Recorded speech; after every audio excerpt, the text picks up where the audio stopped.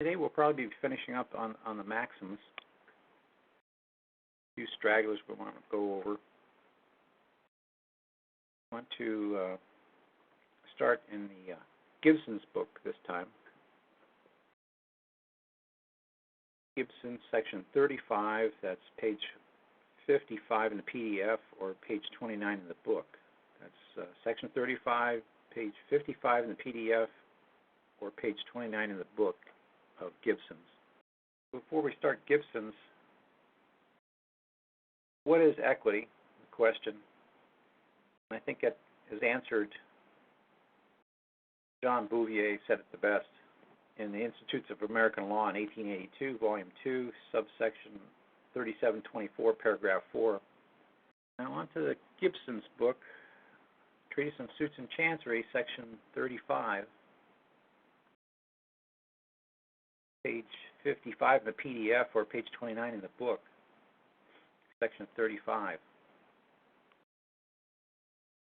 When parties are disabled to act, the Chancery Court will act for them. Persons of unsound mind or are disabled or to act for themselves by nature. Infants are disabled both by nature and by law, and married women are disabled by law alone. As a rule, none of these three classes can of themselves enter an unimportant contract, especially contracts relative to land. But it is often of great importance to their welfare to convert their property into other form, or to expend it for their urgent necessities. The law would be greatly defective in an important matter if it furnished no remedy for such emergencies. The Chancery Court gives this remedy and has full jurisdiction to do everything necessary for welfare of persons under disability. It may sell, lease, or exchange their lands, convert personality to realty or realty to personality, order the expenditure of any part of the principal of their estates for their education or maintenance, and in general do any act indispensable to their welfare. The court at all times having in view the best interests of the parties and acting as it would a prudent and considerate parent.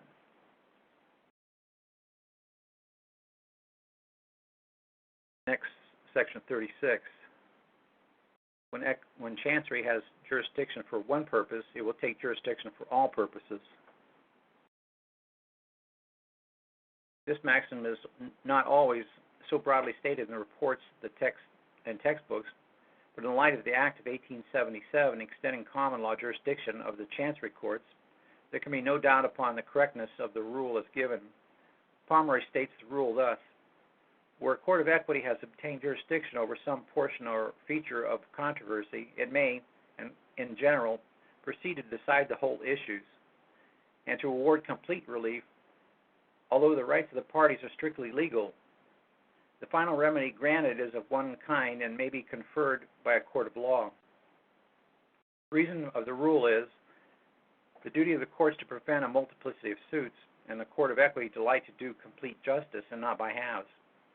Our Chancery Court acted in accordance with this rule prior to the Act of 1877, and it may now be considered as an invaluable rule and one attended with very beneficial results.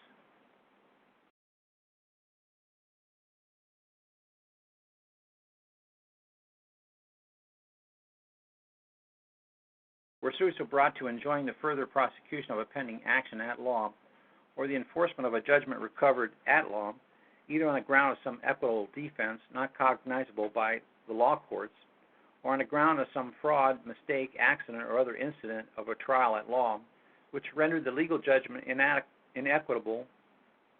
In such cases, a court of equity, having obtained jurisdiction for the purpose of an injunction, will decide the whole controversy and render a final decree, even though the issues are legal and in their nature, and capable of being tried by a court of law, and the legal remedies, therefore, are adequate. This rule is general in its operation, extends to all suits brought to obtain special relief of injunction, and is not confined to suits for purpose of enjoining actions or judgments at law. It may be stated as a general proposition that wherever a court of chancery has jurisdiction to grant the remedy of injunction for some special purpose, even though the injunction covers only a portion of the controversy, It may go on to decide all the issues and make a final decree, granting full relief in the same manner as a court of law, decreeing damages for the wrongs enjoined when proper. Particular instances of the operation of the general rule concerning the remedy of injunction may be seen in cases of waste, of private nuisance, and of continuous or irreparable trespasses, where the Chancery Court, having obtained jurisdiction by injunction, will complete the relief the complainant is entitled to by decreeing him damages for injuries done. If the Chancery Court obtains jurisdiction of a suit for the purpose of granting some distinctly equitable relief, such, for example, as discovery or a specific performance of a contract or rescission or cancellation of some instrument, it appears from facts disclosed on the hearing, but not known to the complainant when it was brought his suit, that special relief prayed for has become impractical, and the complainant is entitled to only alternate relief possible, that damages, the court will then, instead of compelling the complainant to incur the double expenses and trouble of an action at law, retain the cause, decide all the issues involved, and decree the payment of compensatory damages. It is a fundamental rule of equity jurisprudence that the Court of Chancery, in any cause coming before it for its decision, if the circumstances of the case permit, and all the parties in interest are or can be brought before it, will determine the entire controversy and award the full and final relief, and thus do complete justice to all the litigants, wherever may be the amount or nature of the interest or liability, and thus to bring all possible litigation over to the subject matter within the compass of one judicial determination. By virtue of this rule, and in order to promote justice, the court, having obtained jurisdiction for the controversy for one purpose, will extend its judicial cognizance over rights, interests, and causes of action, which are purely legal in their nature, and will award remedies which could have been adequately bestowed by a court of law. All this could have been done before the Act of 1877, and since the Act of Rule herein stated has become one of the ordinary jurisdictions of the court.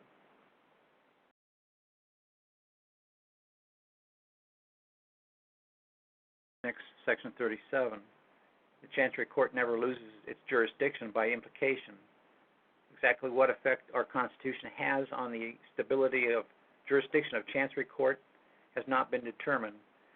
That this jurisdiction can be increased is certain, but it is doubtful whether its equitable jurisdiction can be taken away or even seriously impaired. The system of equity jurisprudence is tacitly recognized by the Constitution as part of the fundamental law of the land. Hence, all the stronger in Tennessee is the rule of the Court of Equity never loses its jurisdiction by implication. In all cases where the court had originally jurisdiction because of some want of adequate remedy at law, that jurisdiction is not lost by the fact that the court of law now gives the remedy. The jurisdiction of the Chancery Court cannot be made thus to ebb and flow. Their jurisdiction must be permanent. It must remain fixed until changed by new Constitution or by legislation acting within the present Constitution.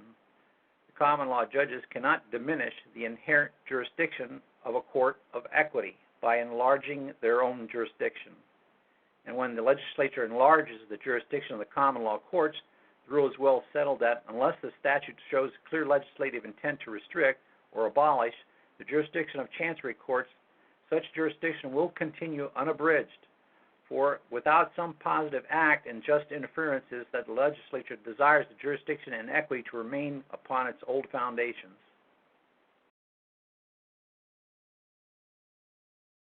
Next, we want to go to Section 40. Section 40.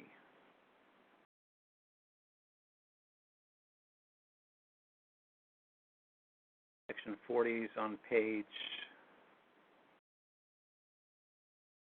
33. Page 59 in the book in the PDF. Section 40.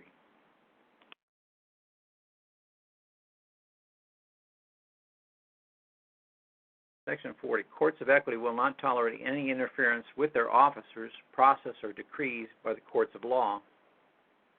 This is an old and well-settled rule and was adopted in the infancy of the Court of Chancery as to show a sort of law of self-preservation. For if the courts of common law could have their way, they would have throttled Chancery Court in its cradle, In those semi-barbarous times, the beauties of equity and Christianity ethics were not appreciated, and the rude, stern, arbitrary code of the common law was deemed the perfection of reason, and no higher or better law was deemed possible or desirable. And it's manifest that from the necessity of the case, one court cannot allow another court to question its proceedings, to interfere with its process, to disturb its officers, or thwart its decrees. All the authorities concur in considering it as settled law that the Court of Chancery will protect its own officers against any suit brought against them for acts done under this process.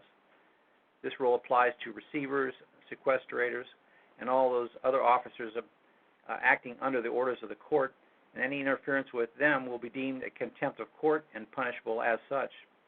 Even a stranger to the suit has been disposed must apply to the court for redress and cannot bring a forcible entry and a detainer suit in another court. A party wrongfully disposed should file a petition for writ of restitution.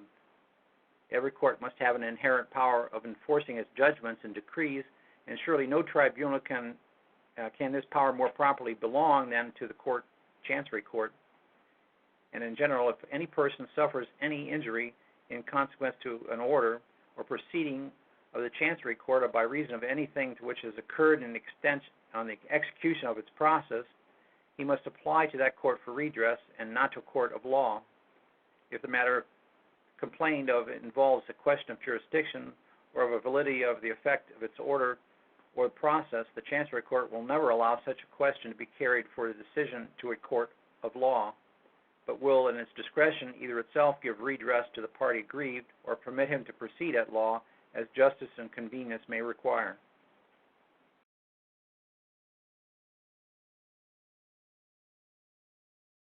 Next, section 41.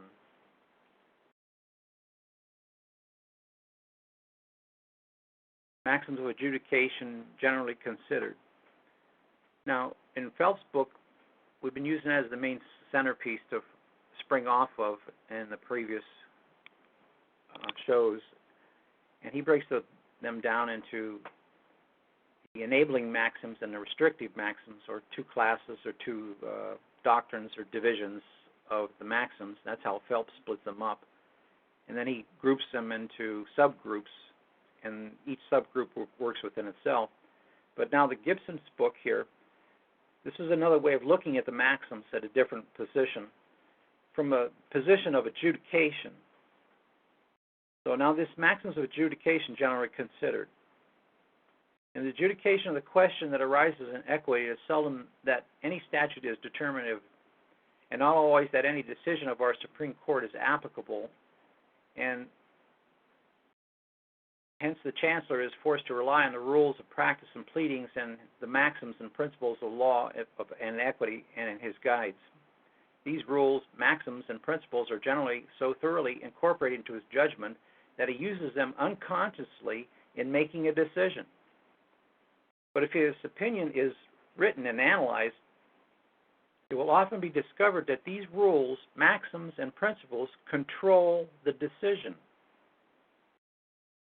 So it's not the court's discretion or the judge's total discretion, because he's ruled by, his train is running on the tracks of the maxims. Can't get away from it. And he may unconsciously make the decision, and it looks like it if you don't have equity eyes, that he has total discretion to do anything that he wants, and he doesn't. And he does not do so.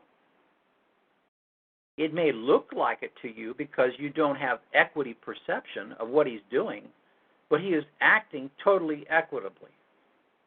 And so are the courts. Continuing on.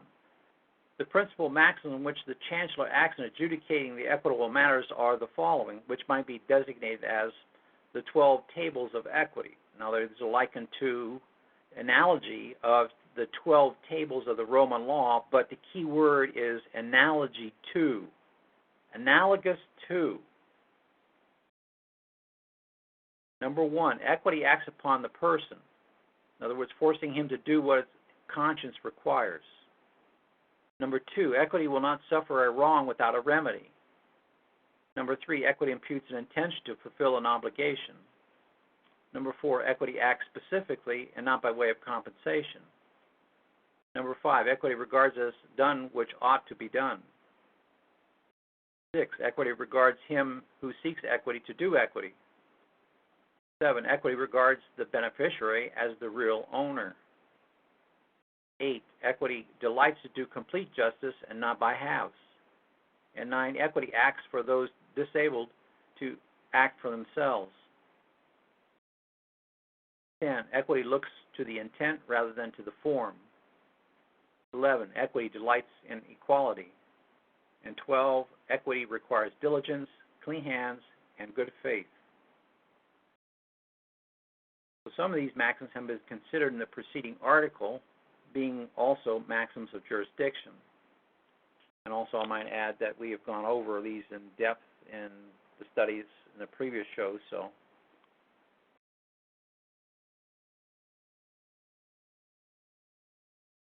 next we want to go to section 46 in Gibson's. Section 46.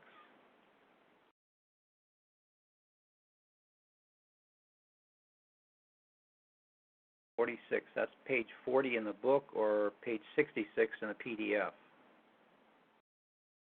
Section 46. No person bound to act for another in any manner can, as to that matter, act for himself. Thus, while not a maxim, it is a fundamental doctrine of equity, and one fruitful of many most beneficial consequences. In the first place, whoever undertakes to act for another's benefit impliedly contracts that in every matter affecting the other, he will do for him all that reason and good conscience require. In order to avoid any possible contention, to leave absolutely no room for causality, courts of equity lay it down as a rule without exception that no trustee shall in any case, under any circumstances, directly or indirectly, acquire any personal interest or title in any or to the trust property or its proceeds, or make any personal profits out of the trust, or by means of such of his trust character, without the full consent of the beneficiary, given under the circumstances that leave no room whatever to question the perfect fairness of good faith and whole transaction. Even then, a court of equity hesitatingly in confirming such transactions, and when they are questioned, requires conclusive evidence to the fullest good faith on the part of the trustee, and must, through understanding of the facts, the most absolute freedom of action on the part of the beneficiary. When a relation of confidence is once shown, in other words, once proven, the Court of Chancery will presume that the dominion or influence arising therefrom was exercised. Of course, if the beneficiary is a minor or a person of unsound mind, he is utterly incapable of giving any such consent. This rule is potent of consequences in matters of implied trust and constructive frauds, and under its operation all trustees and quasi-trustees are kept in strict line of their true and full duty. And once such duty is violated, equity will, as far as possible, deal with them in their doings as though they were really intending to do their duty and act for the beneficiary's benefit, and will accordingly give the beneficiary all the benefits accruing to the trustee or the quasi-trustee by means of a transaction in question, will give the beneficiary the property of profits acquired, and require the trustee or quasi-trustee to make good any loss caused by his conduct in the matter.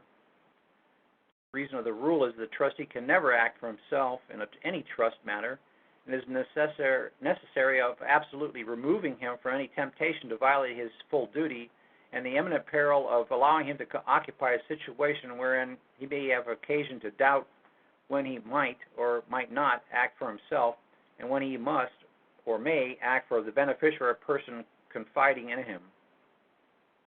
The meaning of this section, and also wherever used in the book, the general term trustee denotes includes executors, administrators, clerks of courts, receivers, special commissioners, sheriffs, constables, and all guardian officers and persons who give bonds for faithful discharge of their duties, and all other persons on whom fiduciary or trust duties are conferred by an instrument of writing or by any statute, ordinance, or bylaw, public, corporate, or private.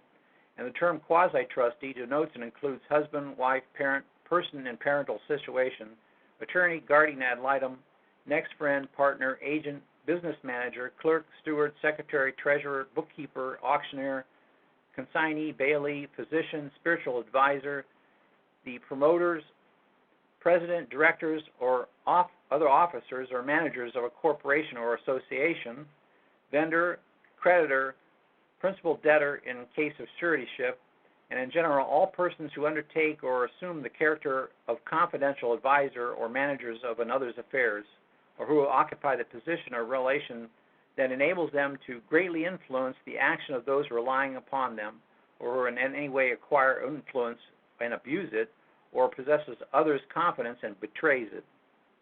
The term trustee includes both trustees and quasi-trustees, and the term beneficiary denotes and includes everyone who expressly or impliedly confides,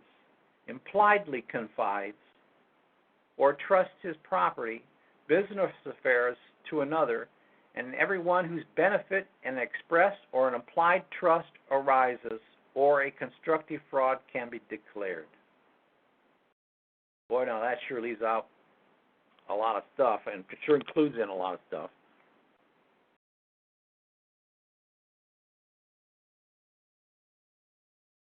Next, we want to go to Section 48.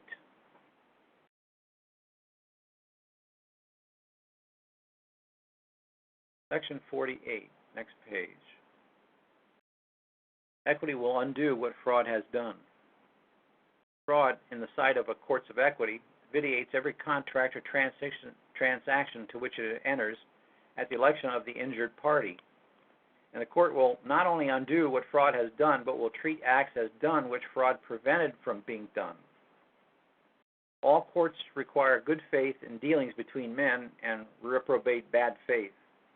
But as the courts of common law respect forms and ceremonies, and would not look beneath the seal, nor behind the writing, nor beyond the verdict of a jury, nor allow the judgment be questioned, fraud took advantage of these rules and made forms, writings, seals, verdicts, and judgments its instrumentalities and agencies in effecting its nefarious schemes for the undoing of the weak, the inexperienced, and the trusting and the needy. When, however, equity established her courts, she disregarded forms, discredited ceremonies, peered beneath the seal, looked behind the writings, questioned the verdicts of juries, and did not hesitate to set aside the solemn judgments of courts when found to be unjust and procured by fraud. Courts of equity set aside deeds or converted them into mortgages, set aside the verdicts of juries and courts of law and awarded new trials, and forbade the enforcement of judgments when good reason and good conscience required. Whenever fraud touched was declared to be vitiated, wherever fraud trod was declared unholy ground, and whatever fraud did was pronounced null and void. All the haunts of fraud were laid bare, and all of its paths, however crooked, were signboarded, and all of the subterfuges pointed out, and all of the false coins branded, and all of the allies detected and marked with badges. Fraud has been so crippled and hedged about by the Chancery Court that its power to deceive and do evil has been much weakened, and the remedies for its recalcitrance much increased, but it has not yet gone out of business. As physicians diagnose internal disease by certain external signs, so courts of chancery diagnose the existence of fraud by certain signs termed badges of fraud, which are treated of elsewhere. See footnote 40. Footnote 40 states, see article of fraudulent conveyances, post sections 1009 through 1017. We'll read those sections. If you want to claim fraud, you got to prove fraud. You got to bring fraud into court of equity. Continuing on, in courts of law, it is a maxim that fraud is odious and not to be presumed, by which is meant that before so detestable a crime can be imputed to anyone, it must be proved. It must be proved. Use very wisely how you throw out the term it's fraud. It must be proved. Don't go making the accusations unless you can prove them, unless you have the facts. to prove it. Don't be claiming fraud.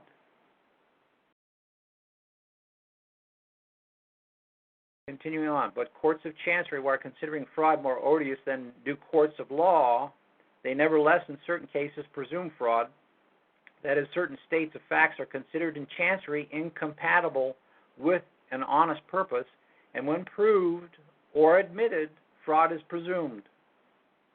Courts of chancery will ordinarily impute fraud to a party on unless evidence that is required in courts of law, as they allow a much greater latitude of proof in the search for the fraud and a more minute examination of witnesses. And whatever the sharpness or the shapes and disguises fraud has invented in the refinements and diversities of the commerce and of the progress of civilization, the courts of equity have always been able to detect and expose it, to redress the wrong done by it, and to keep its odious regardless of its rank or wealth of a perpetrator. Regardless of its rank or wealth of the perpetrator. Regardless of the rank of the perpetrator, whatever, the wealth, it makes no difference. Can't hide behind that.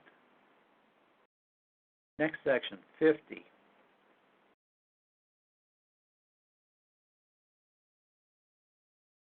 Next page, section 50. So use your own as not to inure another. Well, this is a law maxim. It is often applied in equity. The Chancery Court frequently enforces this maxim by enjoining the erection or commission of nuisances to the complaint on the land of a defendant, because although the man may own the land, he has no right to use it to prevent his neighbors from enjoying their land. A man may be driven from his home by a bad smell, noxious vapors, unbearable noises, shocking spectacles, and other intolerable nuisances upon his neighbor's land, quite as effectively as those driven away by physical force. A man cannot be so derived a stream out of his own land as to turn water injuriously upon his neighbor's land, and he cannot dig so near the land of his neighbor as to cause the land to cave in, or so near to endanger his neighbor's wall he cannot pollute a stream that flows through his neighbor's land, nor can he so stop or change the current of a stream that prevent it from ordinary flow through the land of another. The creditor, having his choice of two funds, ought to exercise this right of selection as to the manner as not to inure other creditors who can resort to only one of his funds. And it may be laid down as a general rule that no one can so exercise a right to impair the right of another, especially if the latter right is of equal dignity in the sight of the law. The rights of the life, liberty, property, and pursuit of happiness must all be used and exercised as to not to impair or inure the equal enjoyment of these rights by another.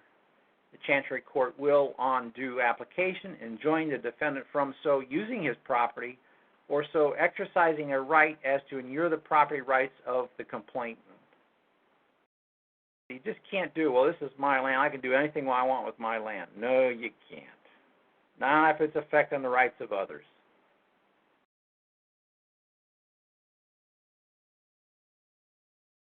Next, section 51.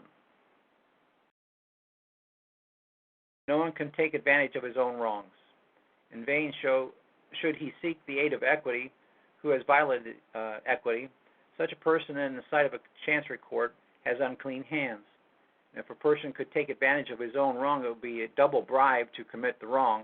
Thus, the maxim applies where a trustee buys property in his own name with trust funds, and where the trustee takes a profit by means of his trust, where any fiduciary obtains a good bargain by means of his position of confidence or influence, and where a tenant or trespasser cuts down timber, where a party stands and by does not object to his own good being sold as another's, where the true owner allows a bona fide purchaser to take improvements, and where the defendant fraudulently conceals the cause of action from the complainant and then pleads the statute of limitations, where a party by his own words or conduct willfully causes another to believe in the existence of a certain state of facts and induces him to act on that belief. The former is concluded by his words or conduct, and is also is one who negligently allows another to contract on the faith and understanding of the fact at which he contracted. In brief, this maxim operates to stop all persons whose words, acts, or silence have misled another to his injury. Next section, 52. For one or two persons must suffer loss, he should suffer those act or neglect occasions the loss. The reason of this maxim consists of the fact that the equity of the one whose acts cause the loss is less than the equity of the other party, for the latter is entire without fault and wholly innocent. This maxim applies to where a loss happens as to trust funds by the failure of a bank, or a misconduct of the trustee's agent or attorney, or the insolvency of a borrower. In such cases, the loss must be borne by the trustee, for he deposited the money in the bank, he chose the agent or attorney, and he loaned the money. The maxim applies also to cause where an agent has been given apparent authority to sell goods, to do any act and take advantage of an apparent authority, sells the goods, and does the act in fraud of the principal's rights and misapplies the proceeds. In such cases, the loss falls not on the party who deals with the agent, but on the principal. So if the fraudulent vendee sell to an innocent purchaser before the vendor takes steps to disaffirm the sale, such a sale will be good, because of the act of the vendor enabled the vendee to make the sale. Where a party signs a forged note or as surety, believing the principal's signature thereto genuine, and the payee parts with the value of such note, the party so signing as surety must bear the loss. The intrinsic equity of this maxim is similar to that maxim, no one can take advantage of his own wrong, and it applies to the party who stands by and allows his property to be sold as another's. To any person who even innocently misleads or who innocently enables another to mislead, a third party to his detriment, and in general to all cases of estoppel and to all other cases where there has been innocently acted on the faith of another's act or words. The maxim is often expressed thus: where one of two persons must suffer a loss by the acts of fraud of a third party, he who enabled the third party to occasion the loss or commit the fraud ought to be the sufferer. Next section, 56.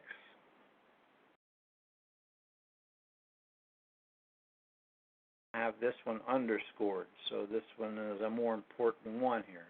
56, to protect and enforce rights of property, the object of suits in chancery. The term property, as used in this section, includes everything that is subject to exclusive individual ownership. That includes rights. All rights are property. Continuing on, or to be more specific, includes not only lands, houses, goods, chattels, rights, and credits, but also a man's person, his wife, minor children, and his right to work and to sell and to acquire property and to engage in any lawful business, and his and their reputation, health, and capacity to labor, and his and their right to enjoy the senses of sight, smell, hearing, and taste, and his and their right to speech and locomotion, and to his and their right to enjoy their sense of moral property or propriety when normal. As men live by their labor and property, no man is presumed to take part either without receiving or expecting expecting an equivalent in value. Hence, whenever one person is obtained either the labor or property of another, he should pay or account thereof, unless it can be proved that it was a gift. And so whatever injury one person does to another's property or capacity to labor should be made good. To declare and define the rights of property and regulate its tenure, possession, enjoyment, and transfer is the business of the legislature, and to protect and enforce those rights, compel atonement for their violation, and conform the tenure, possession, enjoyment, and transfer of property to the requirements of law and equity, so that each person may have his own, and no person have what is another's, is the business of the courts. Questions involve partisan politics, denominational religion, ecclesiastical controversies, scientific theory, mere breaches of moral rectitude, and violation of criminal law are not within the domain of equity jurisprudence, and the Chancery Court has no jurisdiction of them unless they involve rights of property. Rights of property. and then only as to such rights. But then, really, any criminal action is going to be affecting, according to what this just said, some kind of right. Your right to freedom. Your right to be in the sunshine. Your right to be not incarcerated. They'd all be violation of rights. You have nothing but rights. That is your real chattel. That is your real property. And it's all real. It's all real estate. That is my estate. All my rights. Not land. Land is not real estate. It's chattel, just like everything else is. Don't be confused what they tell you. It's all chattel. It's all property. It's all my right.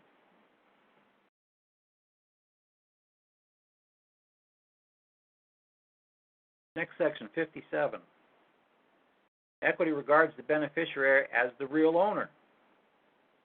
In a court of law, in case of an express trust, the beneficiary is not recognized. Why go in there then? Why go in there and say, I'm the beneficiary? When it just said that the beneficiary is not recognized in a court at law. Don't go in there. A beneficiary can't get redress for any grievance. He can't get relief there. He's going to get a remedy. There's no adequate remedy at law. In a court of law, in a case of express trust, the beneficiary is not recognized and has no rights the trustee is bound to respect. On the face of the deed, the legal title is in the trustee, and the courts of law will look no further and will hear no proof in behalf of the beneficiary. Indeed, if the beneficiary is in possession, the trustee can eject him by a suit in a court of law. How about that? Isn't that what's happening today? Aren't all you beneficiary owners sitting there getting ejected from your property, getting foreclosed on? What are you going in a court of law for? You ain't going to get any remedy there. Continue on. In short, in the eye of the law, the beneficiary is not known. But in equity, where the intent of the grantor and not the form of the grant prevails, the beneficiary is regarded as the real owner, and the trustee is considered as a mere manager of the trust property for the benefit of the beneficiary. Now remember, this is an equity now. And liable to the beneficiary for any and every breach of trust. And if the trustee fails to do his duty, the Chancery Court, or the Court of Equity, will remove him on proper application. On proper application. On proper application. In other words, you've got to invoke a court of equity, or else you're going to be on the at-law side, and you're going to lose. Continue on. And all this is true not only of trusts created by wills, deeds, or other instruments in writing, but also true of trusts created by law. Thus, every administrator, executor, or guardian, and to the less extent, every court clerk, receiver, sheriff, county trustee, or other public officer entrusted with the money of others by the law, especially where it is given bond to secure those entitled, is liable to be called by the beneficiaries to account in chancery. In all such cases, the court regards the beneficiary as the real owner of the property, although the legal title is in the officer having it in his possession. Everybody's got possession of the legal title is an officer and a fiduciary, a trustee. If you don't want to be trustee with the liability, get rid of all your legal titles. By getting rid of the legal titles, you automatically inherit, by magic, the beneficial title.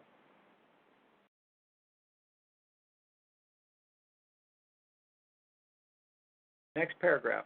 But while the Chancery Court regards the beneficiary as the real owner in order to fully to guard his interests and assert his rights, it also regards him, the real owner, as to his liabilities, and except in cases where the trust is decreed or declared by will or deed, duly registered, will subject his interest in the trust property to the satisfaction of his debts, and on proper bill filed for that purpose as hereafter shown. Dealing with the beneficiary's interest in the trust property, equity follows the law and treats such property as divisible, and alienable. In all cases of trust, including trust deeds, assignments of the benefit of the creditors, and even constructive and resulting trusts, the chancery courts are ever ready to lend a helping hand to a beneficiary as against him who holds the legal title. But again, only if you invoke equity will that happen. Next section, 58. Equity enforces what good reason and good conscience require. So now we get into a little definition here. Nothing invokes a court of equity except good reason and good conscience. And what is good reason and good conscience? So whatever good reason and good conscience require a party to do or refrain from in the matter affecting another's property or rights, that a court of chancery requires of him, unless the other party has forfeited his rights to relief by his negligence or participation in a wrong done. Conscience itself might make too refined or too unstable a standard to determination of human conduct in the courts. The reason of itself might give too wide a range for sharp practices in matter of trade or other dealings. Indeed, conscience without reason might degenerate into fanaticism or gross eccentricity, and on the other hand, reason without conscience might become trickery and even downright knavery. Hence, in the administration of justice, conscience must be conformed to reason and thus become good conscience, and reason must be conformed to good conscience and thus become good reason.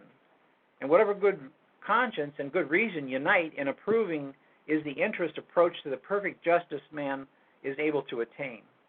This union of good reason and good conscience is what in a general way is meant by the term equity in the administration of justice. Whenever anyone is about to do or has done any act which in good reason and good conscience he ought not to do or have done, or is about to fail or has failed to do any act which in good reason and good conscience he ought to do or have done, whereby another person is about to be or has been injured in his estate or rights, so your rights are really your estate. Continuing on, such person has the right to invoke the aid of the courts to prevent the injury threatened or obtain compensation for the wrong done. And if the courts of law are inadequate to afford sufficient remedy to courts of equity, have inherent power to take jurisdiction and administer complete relief. And one of the reasons why I say that there is no adequate remedy at law at any time is because a lot of times if you get a money judgment against the person, if that person goes bankrupt, you're sunk. So what was your money judgment? What was your damages good for?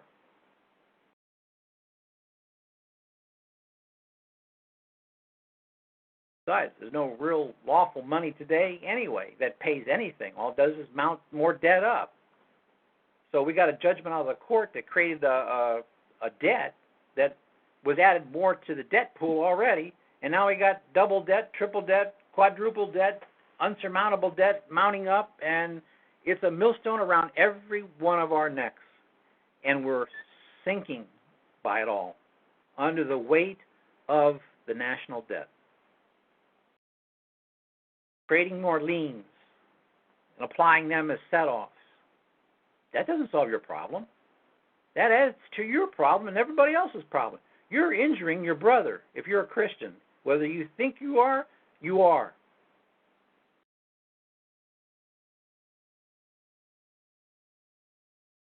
All obligations enforceable in chancery arise from contracts expressed or implied. And the point I was trying to make is, until Christians start acting like Christians, they will never inherit the benefits of the earth. They have to start acting like Christians in sanctification.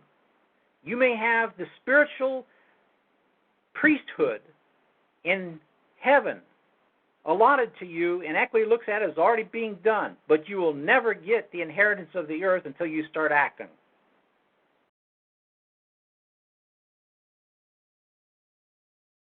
All obligations enforceable in chance or arise from contracts expressed or implied and are imposed by statute. Implied contracts are both general and special. Number one, the general implied contract is the agreement every member of the community impliedly makes with every other member of the community that in every relation he may occupy a citizen, husband, father, confidant, or bargainer, he will in every transaction connected with such relation do whatever good reason and good conscience require. Special implied contract that is that each person who has business relations with another will, in all matters of business, do all that good reason and good conscience require, and that every person having relation of trust or confidence with another will, in reference to all matters connected therewith, do whatever good reason and good conscience require, and will refrain from doing whatever good reason and good conscience forbid. Each party to every matter of business has both the moral and legal right to expect and require the observance of these implied contracts by another party. This just expectation constitutes the foundation of all human intercourse, and it is built with the superstructure of all business dealings, and the courts of chancery will not allow it to be disappointed. The implied contract surrounds every express contract and fills all the intricacies thereof. As the atmosphere pervades all spaces not occupied by another substance, so the implied contract pervades the whole world of legal rights and duties not occupied by express contracts, and under this all-comprehensive implied contract, conclusively presumed by law, every person is held to act in word and deed, and to every person is bound to conform. This implied contract is, in substance, what the Roman and civil law is called bona fides, and it is the foundation of the large portion of the adjudications of the Chancery Court. Next section, 59, stare decisis et non quaeta movere. Adhere to the decisions and do not unsettle the questions put at rest. It is more important to the people to have their laws known and fixed than to have them precisely just, for our conception of justice differ. For what is fixed is certain and can be conformed to. The decision of our courts are like signboards whereby we shape our course and keep the road of safety. The law must run on straight lines and cannot be crooked to suit supposed acceptations. Fluctuations of judicial decisions have effects similar to the shifting of the magnetic needle. No one is sure that it's traveling in the right direction, and no one can give safe counsel. Hence, it is the courts deem a decision which has become a rule of property as binding upon them as the legislative enactment, and thus is so whether the decision is ordinarily correct or not, or whether it affects property or a point of practice. Laws are made for the greatest good of the greatest number and must necessarily be general. It is better than the individual conform to the law than the law conform to the individual, and it is better that the particular case of hardship or redress than the law be violated, and when the violation would occasion such mischief, and especially would unsettle the foundations of property rights and disturb the landmarks of the law. But the rule of the stare decisis is not so inflexible as to the decision is recent and has not been given satisfaction. And what is true to the precedents about property is equally true as to precedents about pleadings, practice, proof, and procedures. Courts abhor innovation in pleadings or procedure and delight with measure or step to tread the beaten path of precedent. A solicitor who departs from the established precedents of pleading, proof, and procedure violates his duty both to his clients and to the court. He needlessly endangers the success of the former and perplexes the mind of the latter. Such innovations are mischievous and should not be tolerated.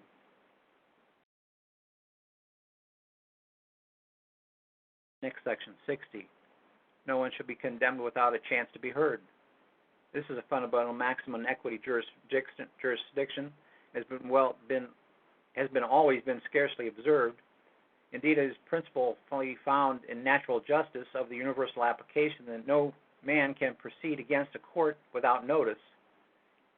and the inherent love of fair play contained in the maxim, audi altera parterum, has always and everywhere been recognized by all judges and courts, and the practice of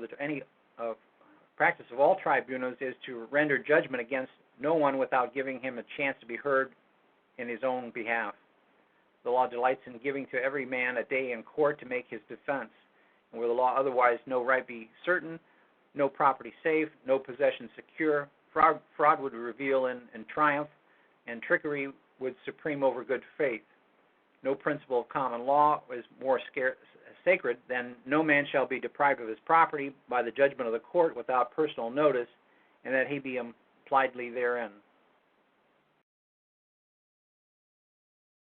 When the defendant cannot be personally notified of the suit against him, but has a property within the jurisdiction of the court, the law deems it not just that he should enjoy his property or his proceeds free from the just claims of his creditors, and so the court will substitute a seizure of his property and notice of him printed in the local newspaper as he has been sued in place of the direct personal notice of the suit.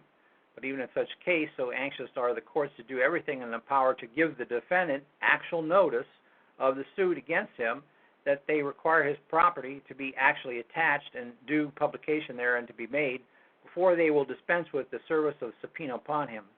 In such a case, the attachment of his property and a published notice are substituted for the attachment of his person, and in the cause, or at least substituted for actual notice by service of subpoena.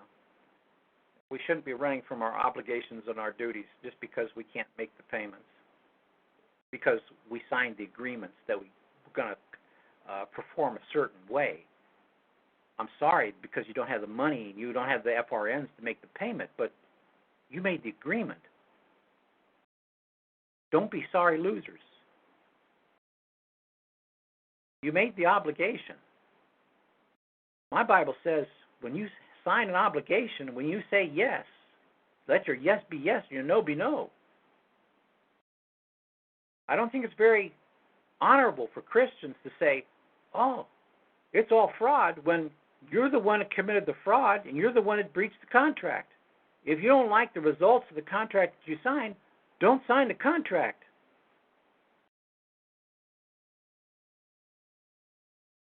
The notification to the defendant that has been sued may be by service of subpoena or by attachment of his property in publication, or in some specific cases by publication without attachment, is essential to the jurisdiction of the court over his person. If the court has no jurisdiction over his person, actual or constructive, it has no power to render any decree against him in personam, nor against his property, even when the property is within the jurisdiction. But any such decree will be absolutely void.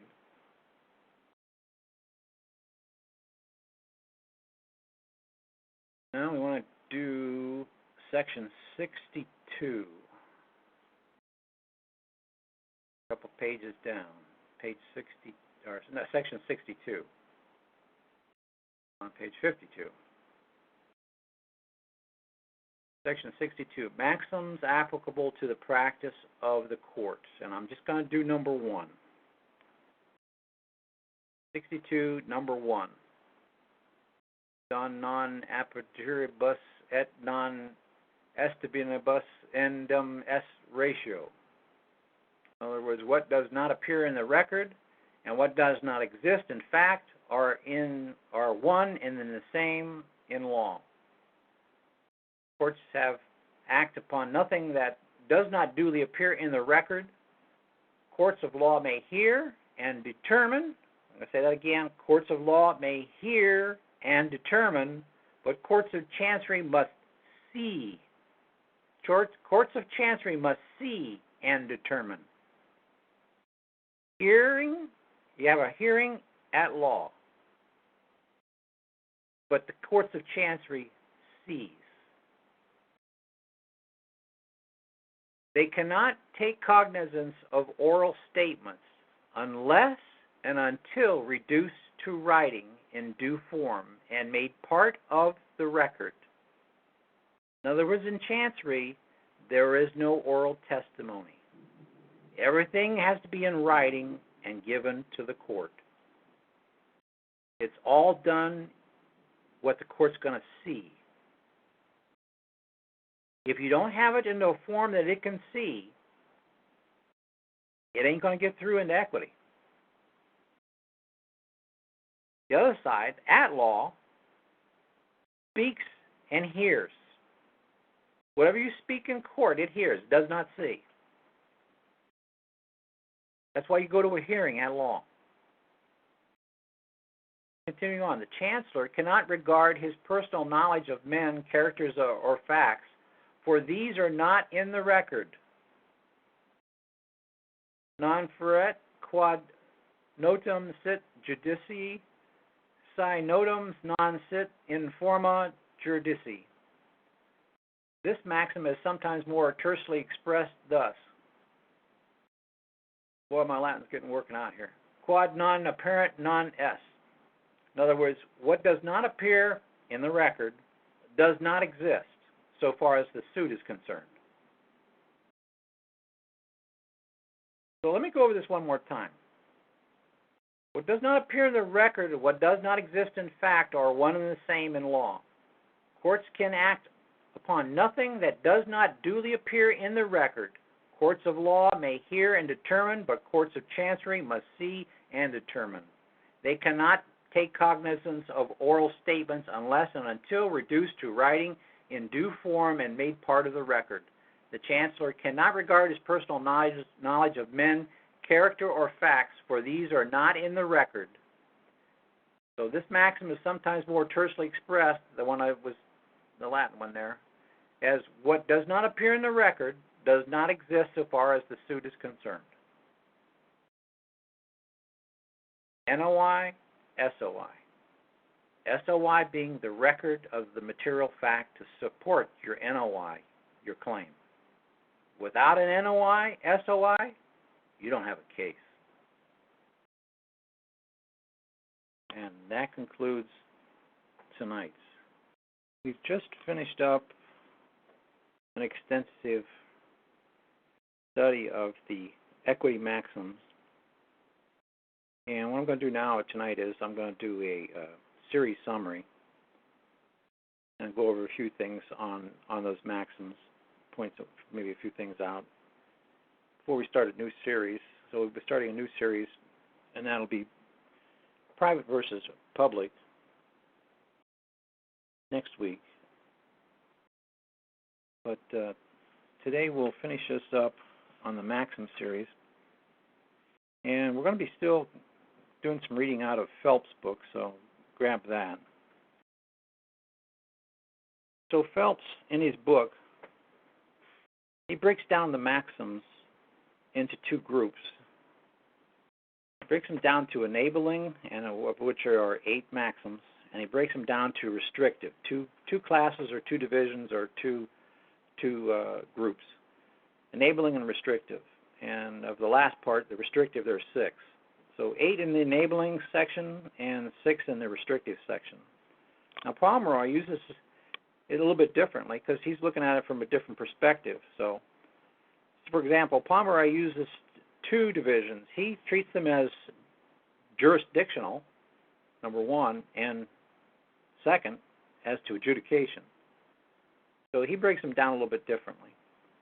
But I like Phelps the way he breaks them down because he puts them into 2 classes that are kind of easy to be understood. Now Phelps breaks them down further into subclasses or subgroups. Subclasses or subgroups. And there's a little list in the book, and it gives the page numbers beside it. But it groups the first 8, the enabling maxims, into 4 groups. First maxim stands all by itself in its own group. The next 3 are in a group by themselves. So the first maxim, no right without a remedy, that's all by itself. And then the second, third, and fourth maxim, which is equity regards to substance rather than form, and equity regards that as done which ought to be done, and equity imputes an intention to fulfill an obligation. Those function as one. That is a second group. Then he breaks down the next three, 5, 6, and 7, into another group.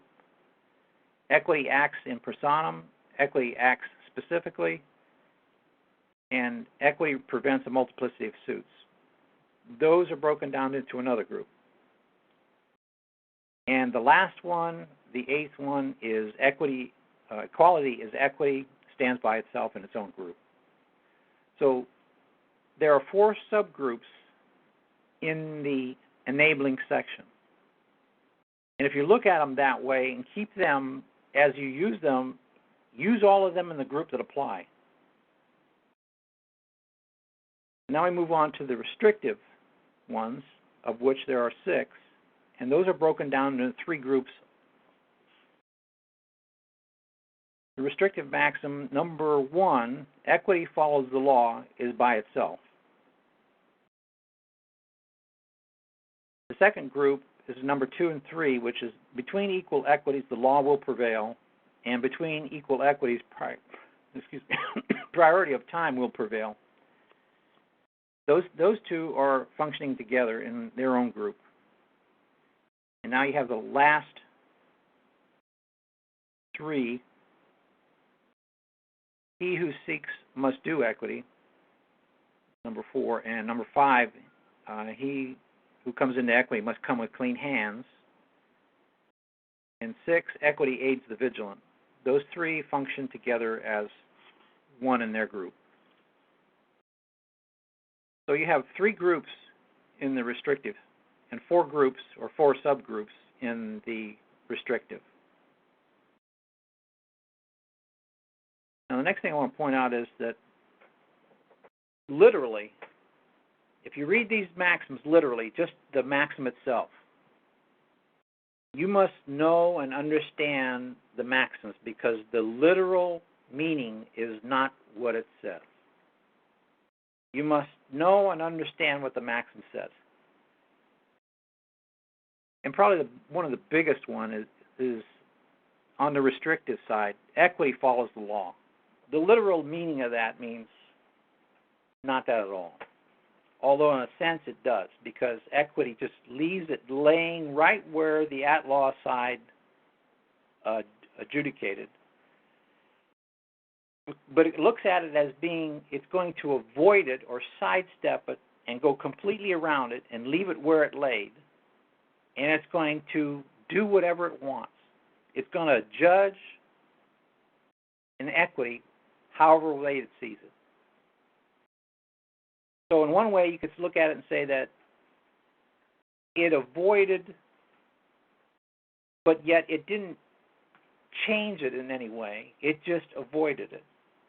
So equity follows the law in one respect because it didn't really change it. The adjudication rested the way it was. It didn't change it. But in effect, it sidestepped it, and really it didn't matter what the at-law side came to a decision of because it went around it.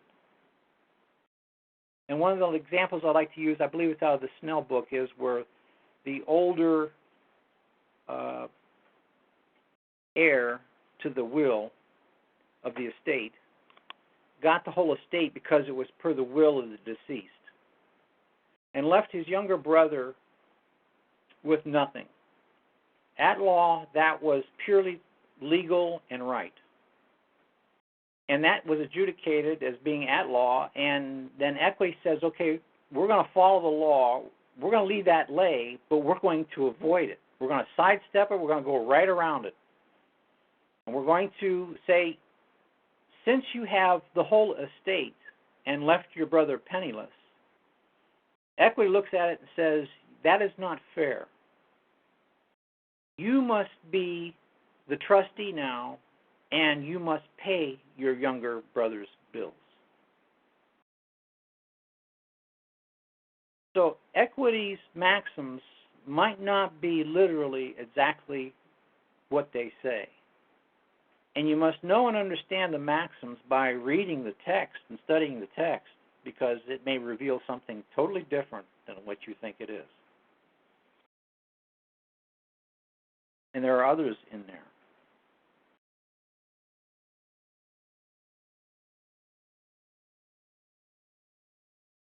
So the maxims must be known and understood because the literal meanings are not what they say.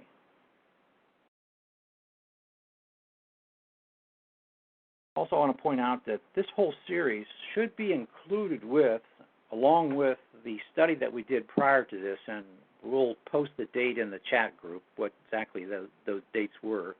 But we're going over the Corpus Juris Secundum, Book 30A, and in there is a compendium of the maxims that the CJS states, and we went over those maxims also. And this series includes those audios of the past when we went over the maxims in Book 30A. Now, I don't know what the date was on that. We'll look up that and find out what it is and post it in the chat. But this series is included with that, and I suggest you get that, listen to those along with this.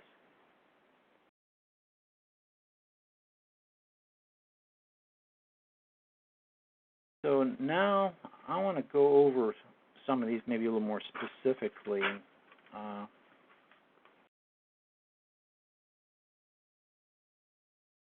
Under the second maxim in the enabling section, the number 2 maxim, equity regards substance rather than form. Now in the book here, Phelps, it's in section 198 under trust, which is page 323 in the book. 198 under trust. Since NTT is mainly about trust and enforcement and equity, 198 trust says that the influence of these same maxims, that equity regards substance rather than form, is manifest in shaping the doctrines of trust. The equitable estate of the City Key Trust is regarded as the real substantial owner, while the corresponding legal estate of the trustee is a mere form and shadow.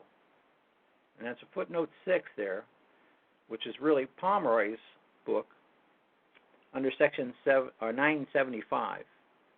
And there's a couple case sites to support that also.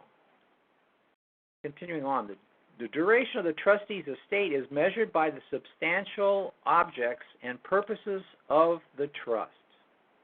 The duration of the trustee's estate is measured by the substantial objects, the res, and the purpose for the grantor of the trust, and not by the technical form of words creating it. Not by the technical forms of words creating it. Where land is devised to a trustee, conduct which amounts to a disclaimer of the office of trustee will also amount to a disclaimer of the legal title. If he can repudiate and you accept the repudiation, it will be repudiated, and you will be the trustee. And there's a footnote 2 on that case site to support that. Continuing on, the trust is never allowed to fail for want of a trustee. But if you don't know that you've been repudiated against and that you're the trustee, it isn't going to fail for want of a trustee because you're the trustee. So it's important to recognize the repudiation, because the repudiation is when every time they send you with a bill or a charge and you don't refuse the repudiation, you become the trustee and then you have to pay the bill. That's exactly what comes in the mail every time when you get your electric bill or when something comes out of the court. Or when you go to the grocery store and they hand you the bill, or the restaurant. So a trust is never allowed to fail for want of a trustee, nor because impossible of a literal execution.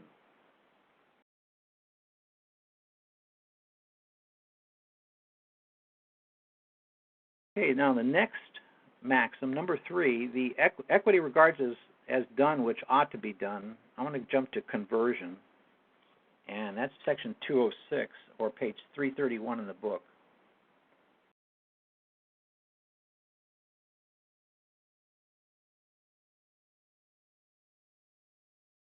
Page 331 in the book, in the PDF, and section 206. Actually, it's 291 in the book. Conversion. Conversion is an assumed change in the nature of property. Nature of property. You're changing the nature of the property, converting it.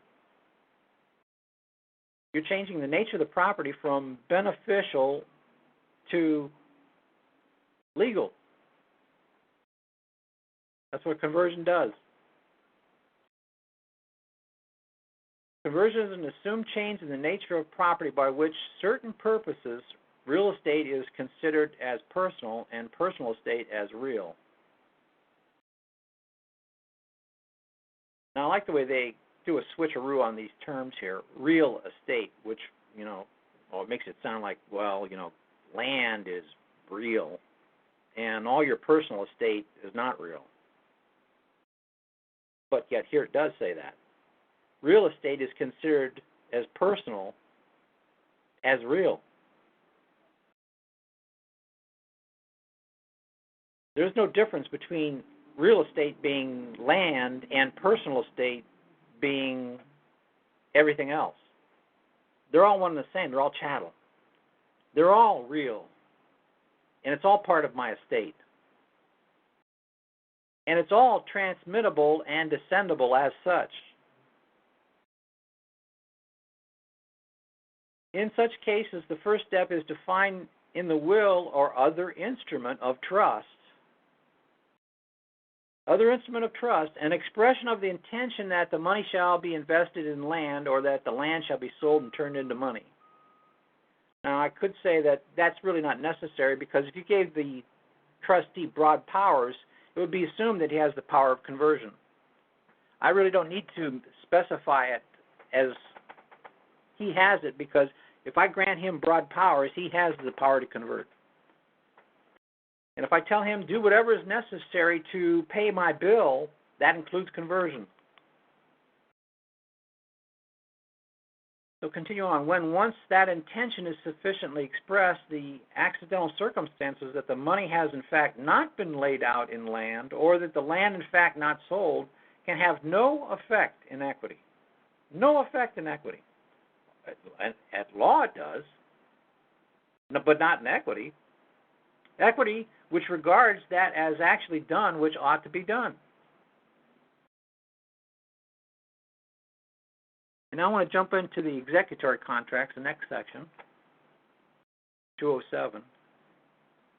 Executory contracts. Upon the same principle, an executory contract for the sale of land will be regarded in equity as if actually executed, and is operating to transfer the estate from the vendor to vest in it in the vendee. By the terms of the contract, the land ought to be conveyed to the vendee and the money ought to be paid to the vendor. Upon the principle which considers that as done which the parties have contracted to do, the vendor will be treated as a trustee for the purchase of the estate sold, and the vendee as a trustee for the vendor of the purchased money to be paid. In other words, there's two trust forms right there. Two trusts.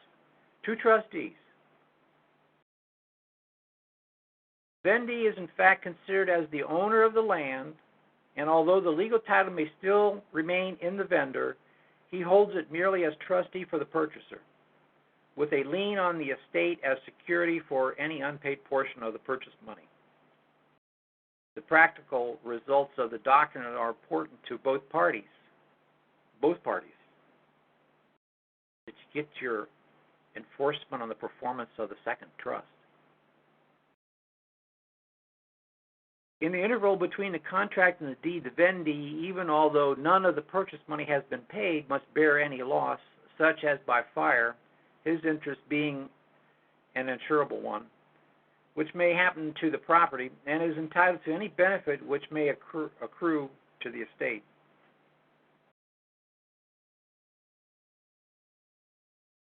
I want to go to section 211, which is relation.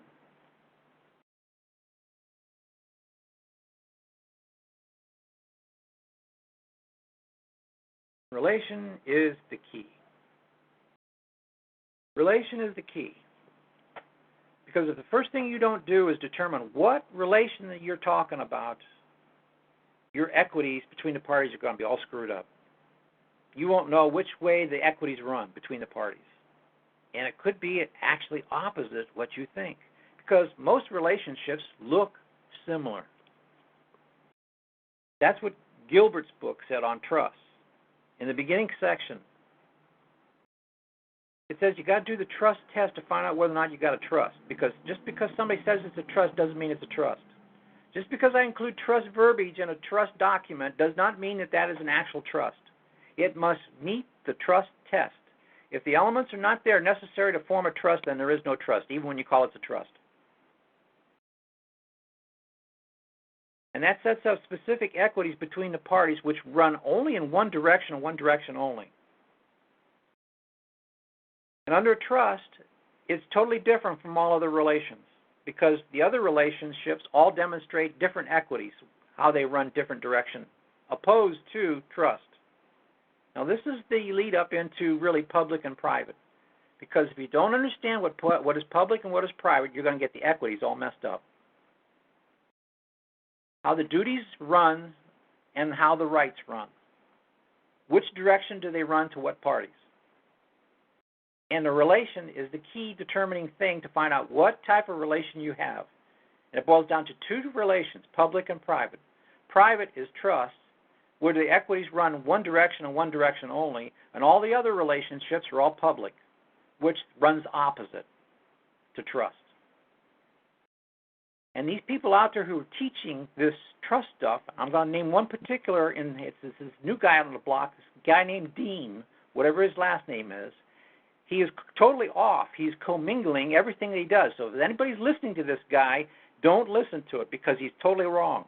Because he's commingling corporate relationship with trust.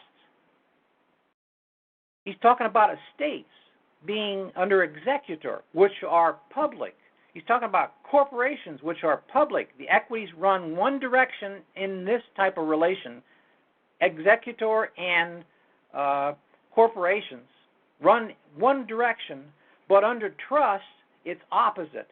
You can't mix equities between one group and another group because you just commingled and your process is all flawed. Get this straight. You must know, just because somebody says it's a trust does not mean it's a trust. And you must judge the relationship. If you do not, you will be totally wrong. And just because your process works does not mean that it's right. Because in the end, it will be found out. And that will be your weakness. And you will lose in the end. 211, relation. The doctrine of relation also proceeds from this maxim, by which the thing considered as done shall relate back to the time when it ought to have been done originally. The issue of the land patent relates back to the inception of the patentee's right. The title of the administrator relates back to the death of the intestate, and the title of the insolvent trustee or assignee in bankruptcy, the commencement of the proceedings. Similarly, by statute, a mechanic's lien relates back to the commencement of the building and a condemnation to the time of the forfeiture. A creditor who comes in and establishes this claim under the creditor's bill becomes a plaintiff in relation to the time of filing of the bill, and when the statute of limitation is set up, the intervening time will not be counted against him. Some of the instances cited also illustrate reaction of equity upon law or the impression made by equitable principles upon the march of judicial and statutory legislation. So long ago as 1806, in an action of adjustment, it was said by the court, Chase C.J., quote, the relation of a patent to the certificate so as to the overreach mensne grants is founded on the principle of equity and is a function of law introduced for the attainment of justice and to prevent circuitry of action, and the court doing that which a court of equity would effect.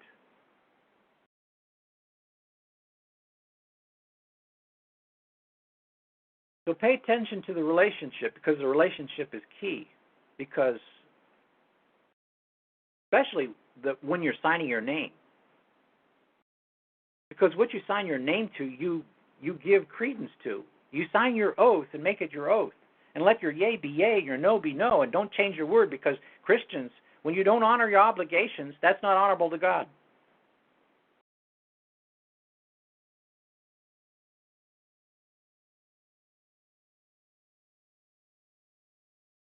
Can't take the loser's role and say, oh, I'm the victim. No, you signed your name on the contract, live up to your obligation. Let your yea be yea, your no be no, or else don't make any oaths. Don't sign any contracts. At least you be taken to the judge unless you quickly confess and agree with him so that he takes you to the judge and extracts every cent that he's due.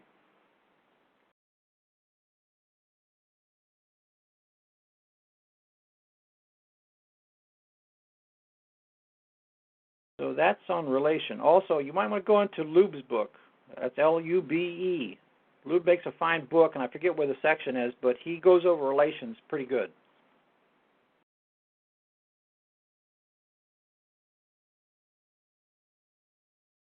All right, now I want to go to mistake under Equity Act specifically.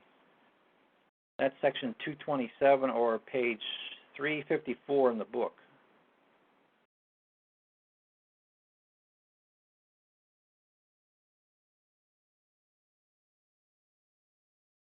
Mistake, reformation, and rescission. So mistake and rescission, really. You can rescind those debtor-creditor contracts for a mistake. 227, that's 354 in the book. Or excuse me, 354 in the PDF. That's 314 in the book. 227, mistake, reformation, and rescission. Where there's been a mistake in a written instrument, and the mistake is merely one of expression or in terms, such as an inadvertence or an omission of the scrivener, equity will act specifically in reforming or correcting and rectifying the instrument so as to place both parties in a position they would have occupied had the instrument been correctly drawn.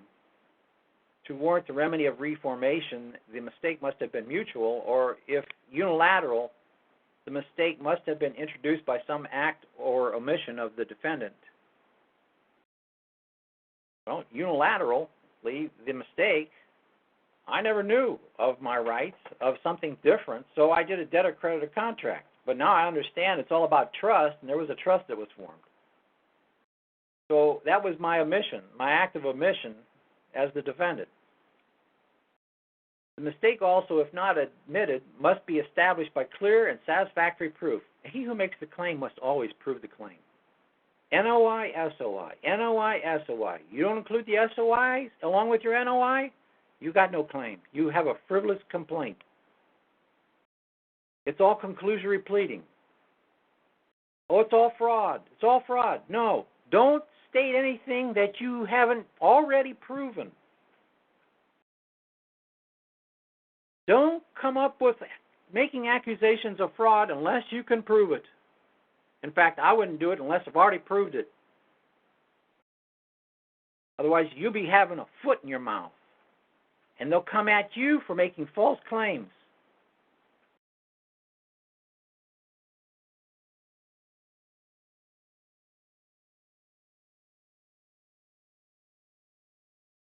So the mistake also, if not admitted, must be established by clear and satisfactory proof, as well as the precise form and import of the instrument intended. For a fundamental mistake or mistake in subject matter itself, the remedy is rescission or cancellation, whether the mistake be of one or both parties. In case of a mistake, the specific remedy of injunction is also applied when appropriate. But there again, you can't, in an injunction, ask for something that the injunction can't grant you. Say, for example, I'm going to ask for an injunction on a dismissal of a case. Well, no, you can't do that because the judge has to adjudicate the case first to find out if it's going to get dismissed, not per your command of an injunction. So your injunction isn't granted then, because you asked for something that's impossible for the injunction to grant. The equities of specific performance, re-execution, reformation, rescission, cancellation, injunction, and the like, are all, of course, subject to the various defenses arising under the restrictive maxims. So these maxims work cutting on one edge as the enforcement or enabling, and on the other side, they act as restrictive and cut the opposite way.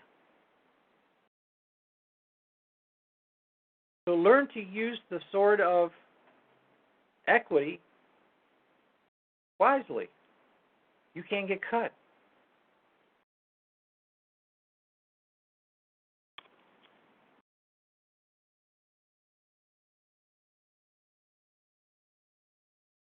Next, I want to jump to section 265. I believe that's 265 in the PDF also. No, that can't be.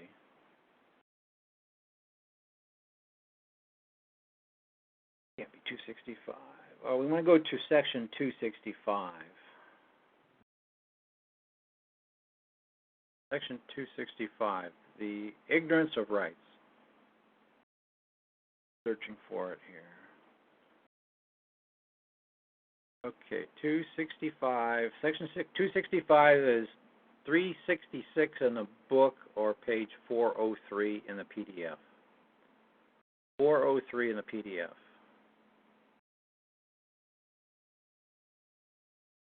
Ignorance of rights.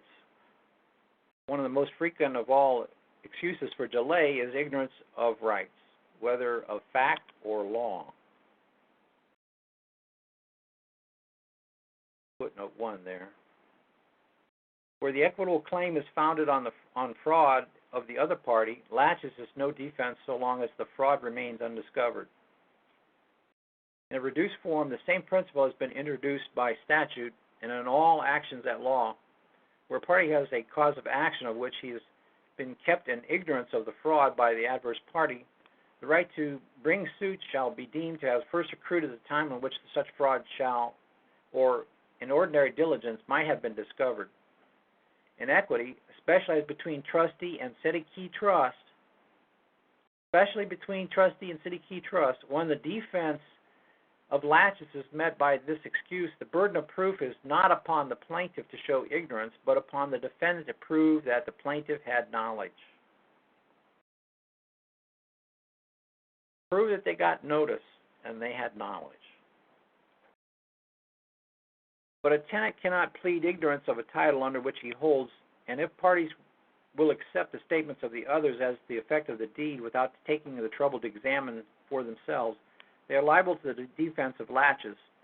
So where the releases are signed and money received under circumstances which presuppose knowledge, it has been held that the ignorance is no excuse where it goes, not to fact, but only to the extent of the adverse right. Ignorance of rights is no answer to laches when the result of a deliberate choice and of resolution not to inquire, nor where the necessary information might have been obtained by inspection of public records. In other words, the party may be bound by imputed knowledge from the constructive notice. The defense of want of knowledge on the part of one charged with laches is one easily made. Easy to prove by oath and hard to disprove. Hence, the tendency of courts in recent years has been to hold the plaintiff to rigor compliance with the law, which demands not only that he should have been ignorant of the fraud, but that he should have used reasonable diligence to have informed himself of all the facts. Accordingly, the rule before stated in another connection also applies here, and where a party has information which puts him on inquiry, he is charged with notice of every fact which that inquiry would have developed. Others acting in good faith also have rights.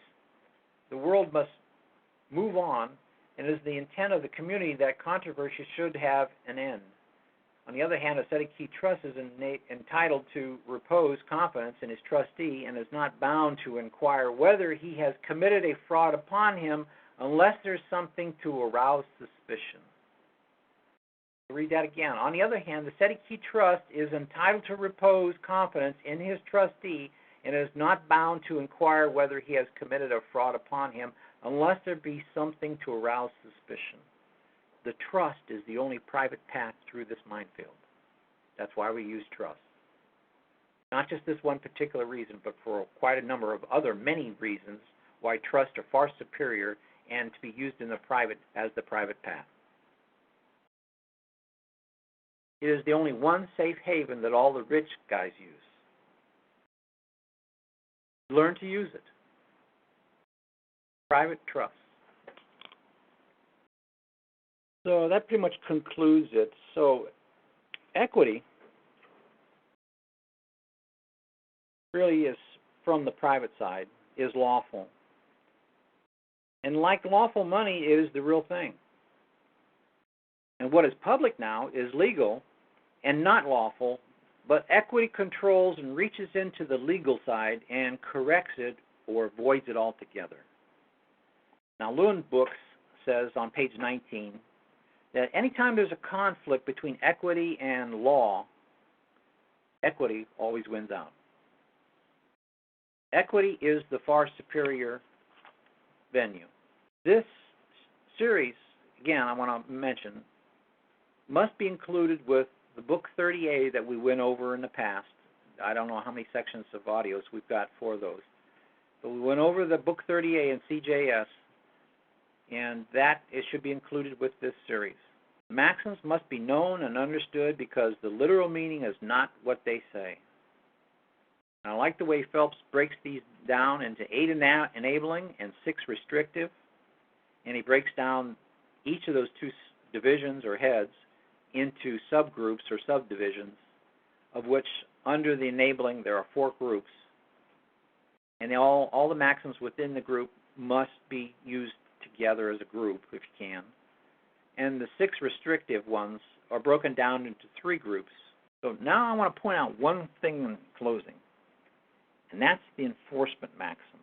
And actually that's section 220 in Phelps. Section 220, that's page 346 in the PDF, or page 306 in the book. Section 220, enabling remedial maxims. Up to this point, we have been dealing principally with primary maxims, or maxims which enable the creation of equitable rights. Now, I kind of disagree with the creation of equitable rights because, in a way, I don't think any equitable rights are being created in a present tense. Because the way I look at equity, equity being the God-conscious mind, God knows everything extensively, exhaustively. There's nothing new in his mind. All the rights have already been created, and there are no new rights for him to be known. He says in the Declaration of Independence that you have all the unalienable rights already. No new rights are ever going to be created. That's the way I look at it. There are no new remedial rights being created by equity. They're already created. They're already there. You just don't know about them. They're not discovered yet. There may be more than we know of, but you've got them all anyway, and they can't be transferred or liened. So these maxims which enable the creation of equitable rights. We come now to the group of 3 remedial maxims. 3 remedial maxims, or maxims which assume the existence of the equitable right and enable, or I would say really, or enable the enforcement of the right by indicating the direction of remedy, not in detail, but in general scope and effect. They will now be considered in the order of importance. And then it goes into the group of 3 that are in this group, which are the enabling or the enforcement maxims. Mark them with a red star because they are your enforcement maxims. And it's number 5 in 220 starting there. It's equity acts in personam. That's your enforcement maxim. And there's 2 others to go with it. There's 3 in a group. The 6th one, equity acts specifically. That's an enforcement maxim. And the last one in that group, equity prevents multiplicity of suits. Those 3 are your enforcement or your enabling maxims. Learn to use these not just in circumstances when you're in dire straits. Run your life by these on a day-to-day basis. Try to think about how the maxims comport to your life as your life is running, because they are. But if you're aware of what maxims are going on and being used all around you, or what maxims you're using not knowingly, if you knowingly know how to use them, you'll be in control of your life. Instead of not seeing the code, you'll be able to write the code. Like Neo said, or was asked by Morpheus when he said, "You mean I can dodge bullets?" Neo said, "No, when you're ready, you won't have to." So I think I've pretty much covered as a summary of it without really getting into more depth, which we've already gotten into. So in closing this series out, John Bouvier, Institutes of American Law, 1882, Volume 2, Section 3724, Paragraph 4. Law is nothing without equity, and equity is everything, even without law. Those who perceive what is just and what is unjust only through the eyes of law never see it as well as those who behold it with the eyes of equity. Law may be looked upon in some manner as an assistance for those who have weak perception of right and wrong, in the same way that optical glasses are useful for those who are short-sighted or whose visual organs are deficient. Equity, in its true and genuine meaning, is the soul and spirit of the law. Positive law is construed, and rational law is made by it. John Bouvier. Love that quote. Equity is everything, even without the law, because equity is not a law. It's what's been written on your heart. It's not the 10 Commandments that have been written on your heart, but it's been equity all along, and we never knew it. And if you start putting the equity spectacles on, you will view the law of what's happening today totally different. You will get a different perspective, and you will see that all these judges and all these judicial courts are operating very wisely. They are not operating in a way you think they are operating. They are operating to your betterment. I think most of the judges and the judicial system are for you, except you don't have any clue what's going on. Most of the documents you're throwing in there, you think you're throwing them in there right. You don't know any process, any procedure, and you're not using the correct forms, and then you're complaining about you got hammered.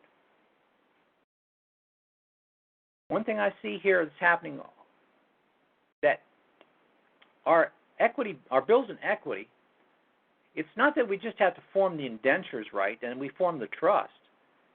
If we're going to form a breach of trust, we got to know equity. And if we're going to get into a court of equity, we have to run through the gauntlet, so to speak, of the at-law rules. And the at-law rules takes in all the form, process, and procedure. If you can't make it through the gauntlet and get to the doorway of equity, to open up and get into equity, NTT and your trust enforcement is going to be nothing. There will be no enforcement. The force is in equity. But to get into equity, you got to run through the at-law side of its form, process, and procedures. If you don't know the form, process, and procedures right, you're never going to get through that minefield, and you're never going to get to the doorway and get into equity. It's like, all right, I don't want to be an attorney, but I'm going to have to know what the attorney knows. I'm sorry, that's just the way I see it. This is probably not going to be for most of everyone, because this is not for the little housewife that's going to be able to do this and all that, because, well, a king knows what his realm is, all facets of it. He knows what to tell others to do because he knows that that needs to be done. Not that he tells somebody else to do it for him and he doesn't know what that person's doing it for. No. That king knows and understands how to run his realm. And until you know how to be what an attorney does, so as to get through the at-law side, so we can get into equity, so we can enforce a breach of trust. But here's the thing. If you knew and understood about trust in its administration, you wouldn't be finding it necessary to be in court. You wouldn't even have to be there. But until we change the system by learning how to legislate laws, change the laws around, first you're going to have to get a handle on the judicial side, and the executive being, say, the administration or the administrative part of the trust. So the administration is more like the executive. You got to execute your trust. Then we might have to switch into legislation to make things the way that we want it, as we the people. But we're going to have to learn how to do government, and that means we got to learn the 3 branches of government and know how to change those things. We can't sleep on our rights, because if we sleep on our rights, we have none. And if you don't know how to enforce your rights, that's the same as sleeping on your rights. So if you can't go into a court of equity and get your substantive rights enforced, you're a slave, period. I don't care if you say you're king wannabe and everything goes. Just because you say the sky's purple doesn't make it so. Just because I say I'm the Pope doesn't make it so. What are the facts to substantiate your claim? You make that claim, you got to prove that claim. It's all about rights. Substantive rights, which are established by the key thing, relations. Relation forming how you're holding your estates. Plural, estates. Not just legal to the exclusion of the beneficiary estate. Because if you're talking about one title all the time, one legal title, you're not talking about anything on the equity side, anything beneficial, nothing substantive at all. Stop excluding the beneficial title by continuing to argue about the legal title, the possession. No, you don't want the possession. You want the beneficial right to ownership. So with that, I end this series. Next week, we're going to get into public versus private, how to form those estates by recognizing the relations. What is public and what is private? Because that's what I see as the most major thing. People can't tell what's public and private. And then the next thing really is the legal process, form, and procedures that we must know to get through the at-law side to get our enforcement and equity. So next week, private versus public, or public versus private, whichever way we want to put it. Okay, that ends it.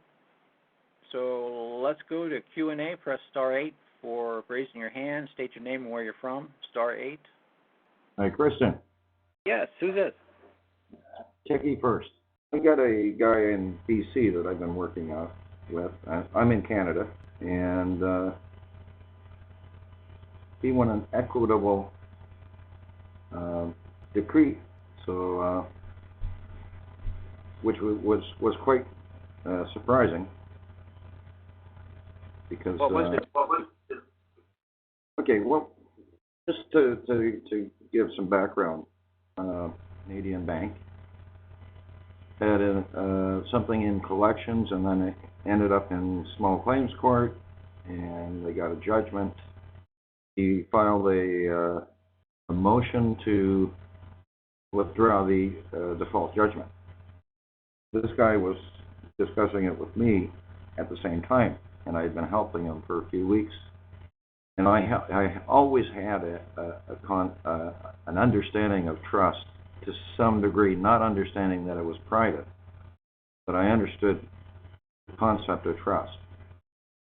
Between him and I, we did 10 to 12 hours a day of research going over the Pomeroy, Story, Gibson, mostly Gibson. We used those for forming the bill, and just before the hearing to have to withdraw the default judgment, I heard Christian discuss declaring the trust on the court case, which made sense to me. So that's what he did. I suggested he do that, and that's what he did. Now, how we determined the trust was we did the SOI, and filed it with the Land Registry Office. This gives us the SOI was not filed, the NOI was filed, notice, and a photocopy was used. And that was filed as a trust document into the Land Registry Office, which is the office of the registrar. And then we took that and we filed that into the public side of the court case. When we got into court, the justice wouldn't allow anything, no private disclaimers. Nothing was allowed. Equity was not recognized. There were 14 objections which were recorded in this manner. The objection was made. What the objection was written down by hand. The grounds of the objection was written down by hand. The response from the justice was written down by hand. All 14 of these objections were written down. They were taken and photocopied, and when it was photocopied, it was submitted to the court as a table of exceptions. Now, when that table of exceptions was filed, he applied to get an appeal, and with the application for the appeal, he resubmitted the pleadings and reserved the pleadings on all the parties. When he got into court, he also applied for a urgent appeal, which was heard in less than 2 weeks. That was yesterday. When he got into court, and this is where it gets kind of touchy, when he got into court, he stated the fact that he had a private, confidential, proprietary document to present to the justice. The justice called an in-chambers meeting,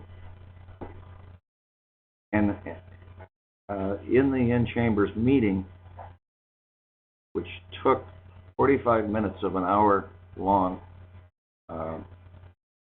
for an estimated 1 hour court case. In the meeting, the justice considered the documents and all the various paperwork. Now, he basically stated that the justice basically chose not to appoint the trustee.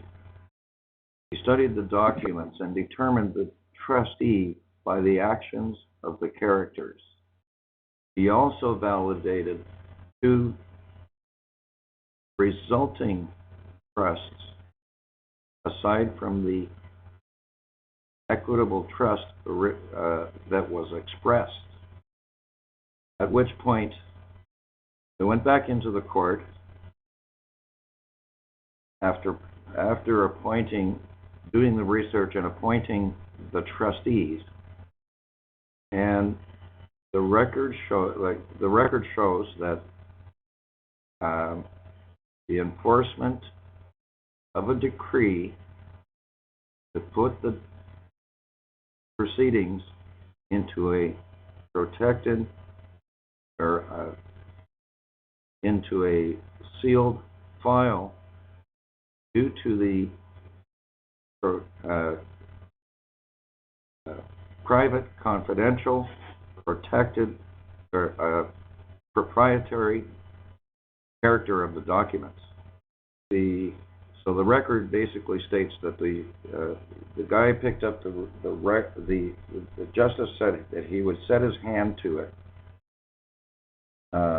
between 9 and 10 this morning, and it would be available after 9 after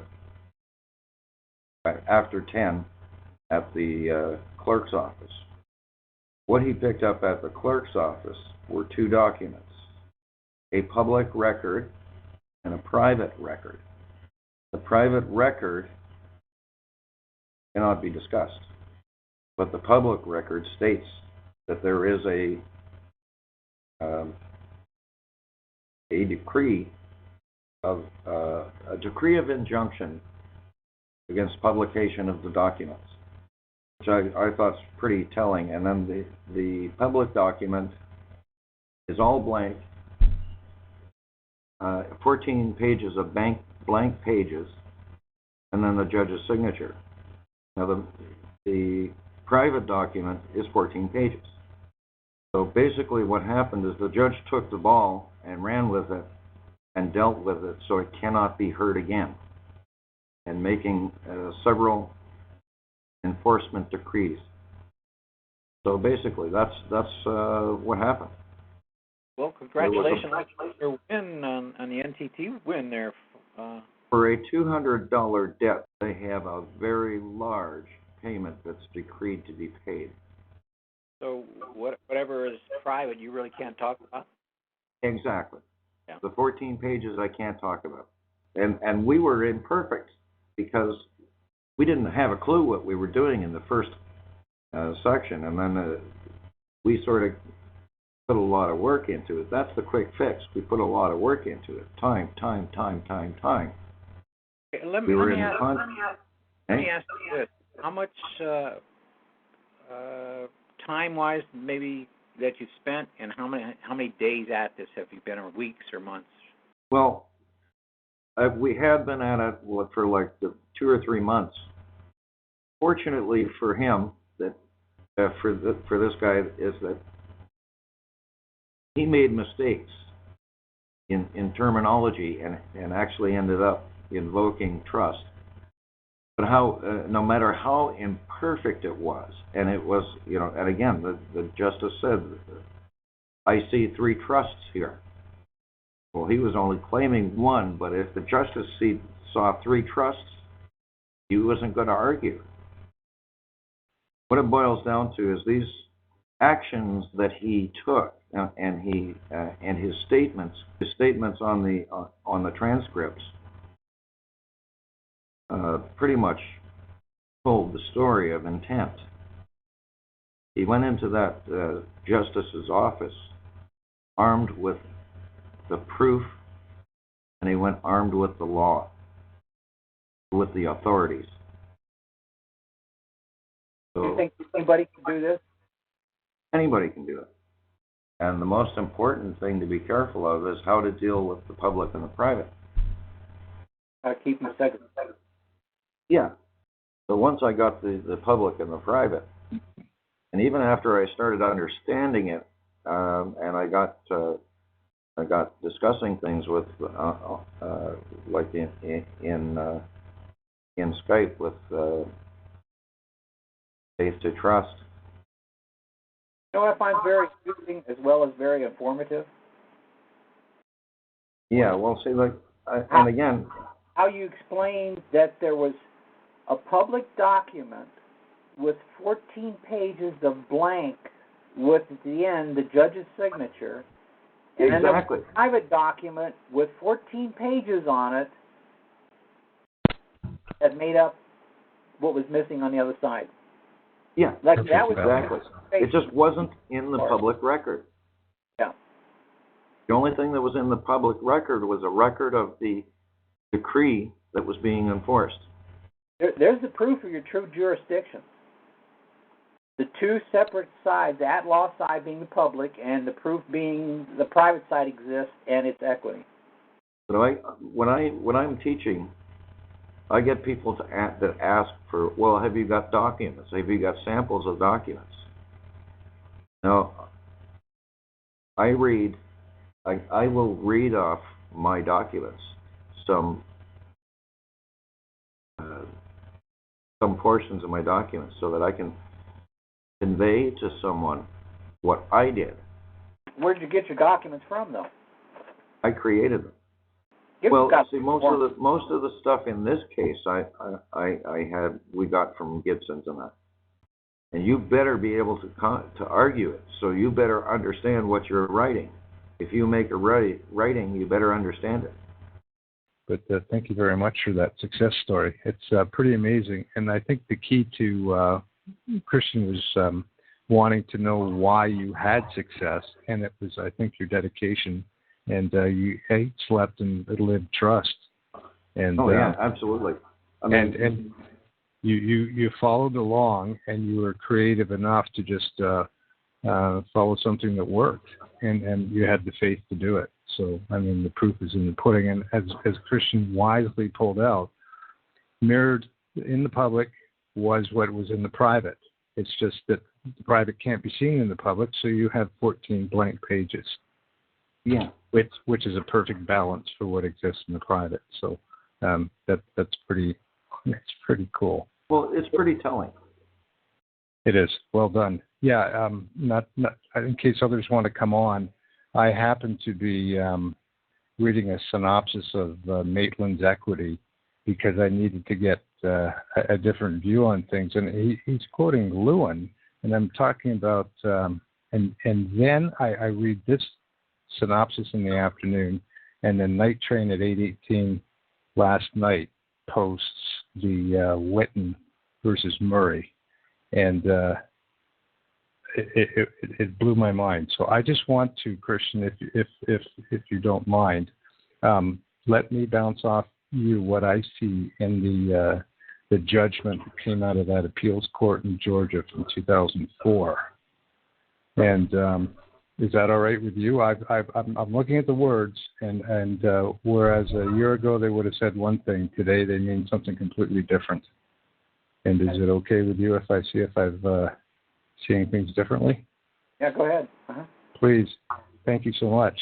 It starts off, it says, in this equitable action regarding the existence of an implied trust, and it talks about arguing the trial court erred in holding the Michauds were bona fide purchasers of the property without notice, holding, and then the third part is grant. And I mean, I'm looking at holding, and grant. So is there a judgment out of a court actually a trust process? That's what they've done there, right? They're holding something, and then they're actually granting at the end a result. And at the outlaw, you are ending up as the beneficiary of that result. If you know what to do with it, if you've been hammered, then you can take it and operate properly according to equity and resubmit it or resurrect it, so to speak. What I really noticed when it said bona fide purchasers of the property without notice, I didn't know what without notice was, except for that afternoon I'd happened to read that without notice means without notice of trust rights. So people are buying things without notice that there's a trust involved. Is that what that says when it says a bona fide purchaser of property without notice? Yep. Right. Without trust rights. Wow. So no one's required to give notice. Well, see, this is the cool thing. You're right. And then later down it says, they're talking about possession. It says in order for the possession to have the effect of notice, it must be actual, open, visible, exclusive, and unambiguous. Boy, I could hear Christian talking about repudiation. Because there it is. It's open, visible, exclusive, and unambiguous. So are they actually, he says, he who takes with notice of an equity takes subject to that equity. Notice sufficient to excite attention and put a party on inquiry shall be notice of everything to which it is afterwards found that such inquiry might have led. Ignorance of a fact due to negligence shall be equivalent to knowledge in fixing the rights of the parties. So, because you didn't say anything about it, because you're ignorant, it's implied to the court that you're perfectly happy with the situation, and you get the exact amount of rights as you have as knowledge. You get no rights because you had no knowledge. Am I reading that right? That's exactly what they're saying. No, that was it. It just said ignorance of a fact due to negligence shall be equivalent to knowledge in fixing the rights of the parties. So if you display, it's mirrored back to you. Ignorance of a fact due to negligence shall be equivalent to knowledge, and that absolutely blew me away. There's telling you that, well, it doesn't matter. I can't say it any better than that. But I want to thank you very much, Christian, for your ability to convey in simple terms and repetitively, because that's what I needed. I needed to hear it over and over and over again, which took me out of the seeing the sandbox everywhere I was to recognizing that that's something I just don't talk about. And as you said, there are successes out there, and people don't talk about them because they're living in a different realm, and they are invisible to the public. Yeah, they're private now. They are, and what commingle by crossing over and telling people about the private nature of what you've done. Wonderful. Good. Well, listen, I have the opportunity to come back on next Wednesday. I'll have my sea legs in, and I'll have some more direct questions for you and things like that. Christian, thanks. Yeah. Blessings to you. Bye. Thanks for coming on. Well, I'd like to say that you were bringing up Lewin. Lewin is a great author for equity because if you really realize it, even if you get hammered at law, Lewin on page 19 says, if there's any discrepancy between at law and equity, equity always wins. The discrepancies he's talking about there is if there's any equal stoppage between at law and equity, even though it's a draw, equity always wins. So if you come up with equities of the parties equaling the at-law fiction, even if it is a draw, you still win in equity. You can't lose in equity. The forfeitures and penalties of the at-law side are nullified by the other half of the consideration being in the other side of the secondary contract or the trust, secondary trust. So we got somebody else, callers.